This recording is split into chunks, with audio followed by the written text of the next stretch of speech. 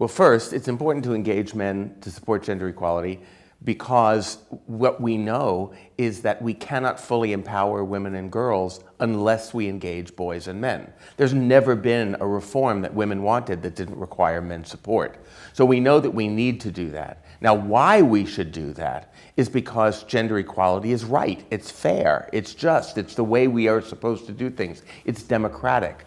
But more than that, I believe that men are stakeholders in the effort for gender equality, that men will actually benefit, that it's not a win-lose, that it's not a he versus she, but rather it's in men's interest. We have to make certain that there are laws and boundaries that prevent the mechanisms of gender inequality. We have to have laws against discrimination, laws against violence against women. What we call gender-based violence has a kind of neutral sound, gender-based.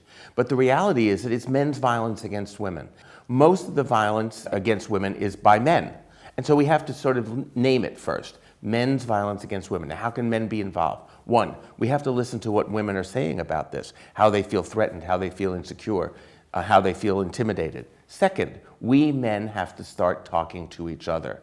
The most important piece in engaging men is to eliminate men's silence about violence against women. I think it's what I call the individual opt-out option. Since I never committed violence against women, therefore I don't really have to engage with this. Since I never raped anyone, I don't have to talk about sexual assault. I think that sets the bar too low. I think men's silence is perceived as complicity, as agreement. So when men say things that promote violence against women, we don't know how to say no to it. But more than that, that simply says, okay, men don't. But it doesn't invite men into the benefits of gender equality.